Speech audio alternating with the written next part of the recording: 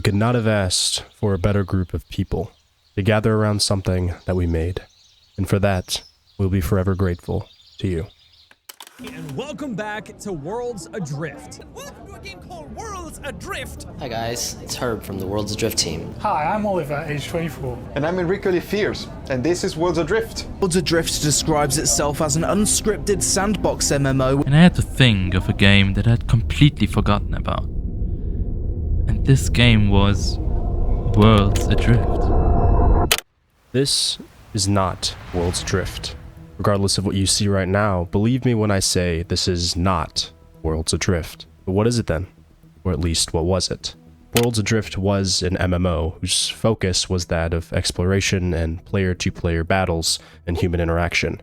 It was a steampunk-styled game set amongst the vast and somber clouds, separated by continent-sized weather walls, whose whole structure was entirely comprised of sky islands. Designed by the very players who explored it, it was an ever-changing world whose interactions were governed by the people who inhabited it, and the factions of players who tried to control it.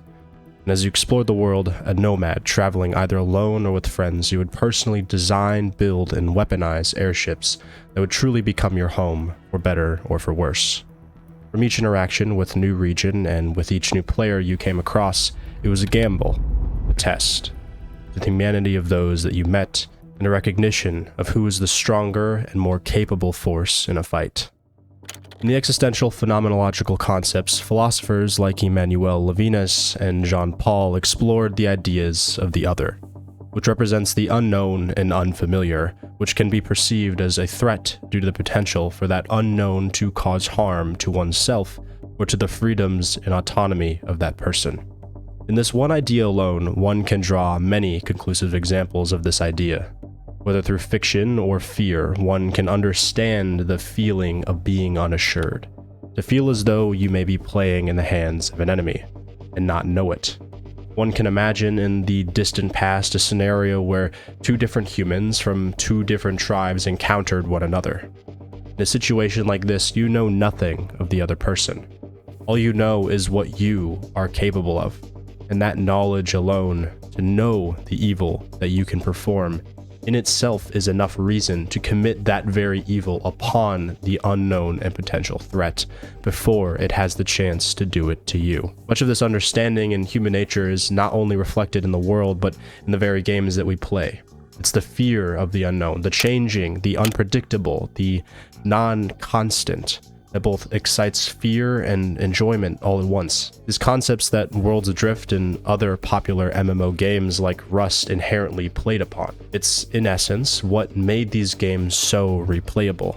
It didn't really matter whether or not major updates were a constant. What mattered is that you were in a world where, at the drop of a dime, if you didn't make the right choices, if you weren't careful and considerate of your own abilities and how you utilized the resources at hand, you could lose it all, as quick as you got it.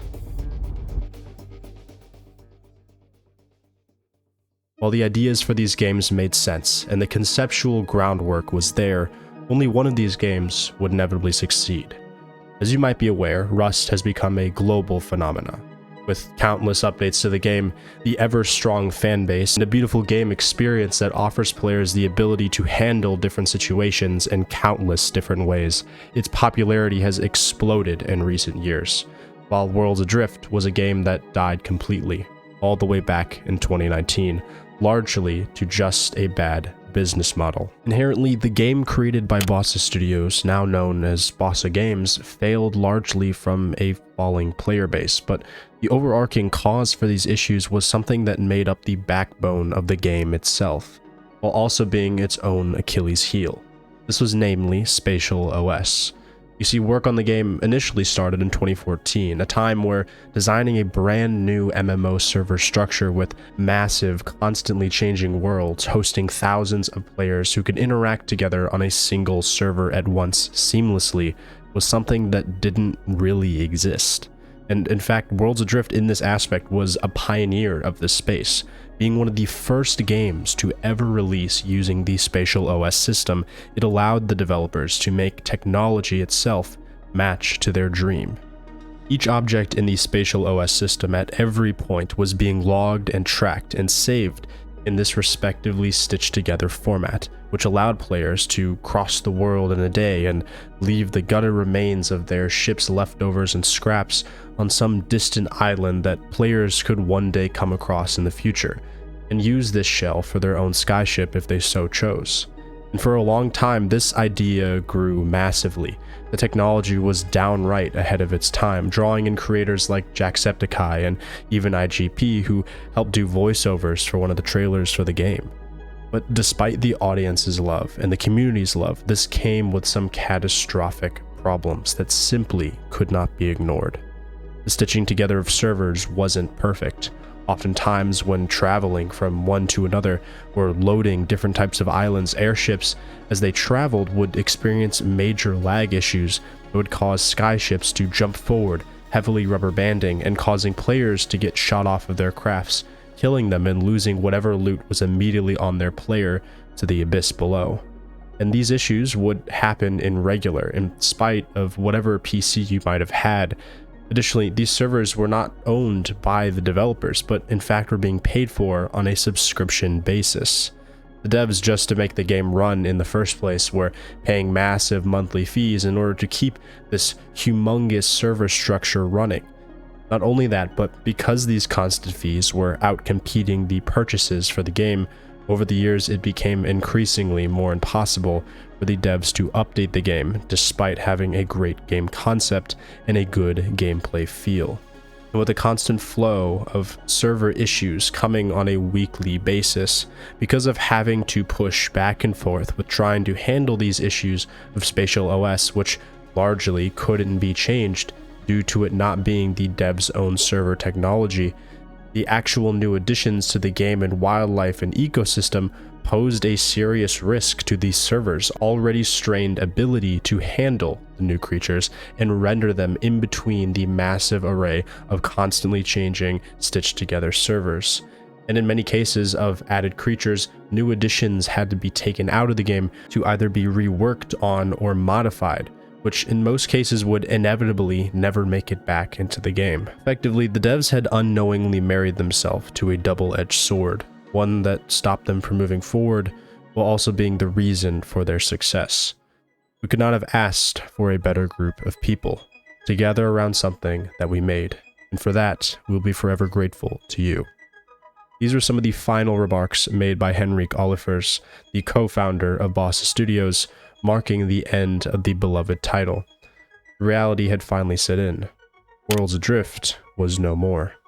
Over the years, while the game had finished completely, the community was not. Different groups fractured off in their own directions. A group by the name Xavinet Studios had begun work on a game called Voids Adrift, a group who's still in development today. Additionally, another group known as Worlds Adrift Reborn started compiling their own versions of a game which now runs even a simple shipyard, glider, and even weather walls. This is the clip that I had shown you at the start of this video.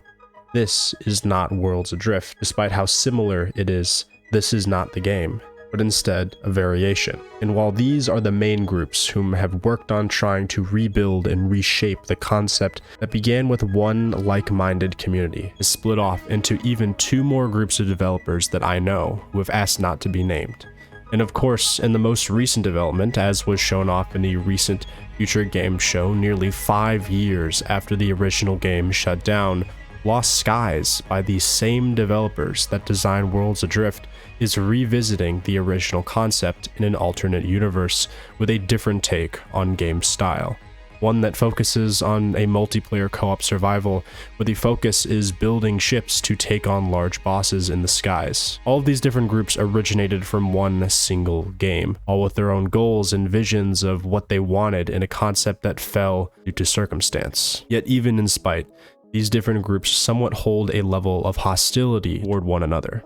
Inherently, while they all came from a similar place, each group's own direction poses a threat to the survival of the other's potential success. Many felt wronged by the devs of Worlds Adrift, and that many who bought the game did so at a time nearing the end of the game, where some weren't even able to get refunded at a time when the servers had officially closed down and money was tight.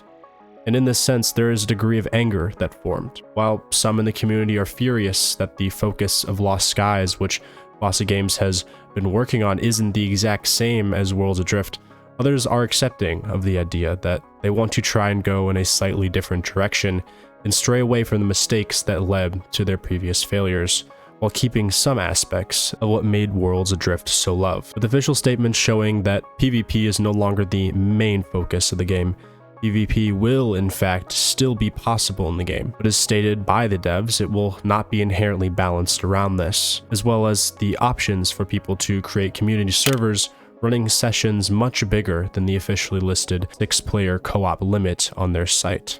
But what about this game in essence made it so great? And even further than that, if Worlds Adrift died, in what way did it refuse its own death?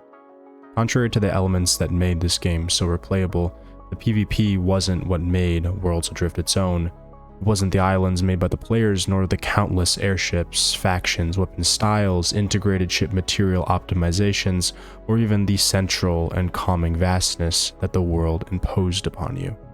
But in fact, it was all these things at once. It was an amalgamation of ingredients that brought together such a small yet driven community of people together. It's why there are over 12,000 player-made islands uploaded by the Worlds Adrift community onto the island creator that even to this day, people are still designing and building onto, even in spite of the reality that Worlds Adrift will never return. The tool which the devs have indicated may one day be integrated into Lost Skies, so that players can once again look back at the forgotten worlds which comprised a game we love so dearly. It's why I personally continue to share the work of so many awesome people who put their love and effort into building something that mattered to them. Beautiful islands, each with their own individual stories, as well as stories of the developers who work so hard to try and keep an idea alive. An idea that now has a spark of hope once again. Regardless, I thank you all for the time, and like always, have a beautiful rest of your day, boys. Peace.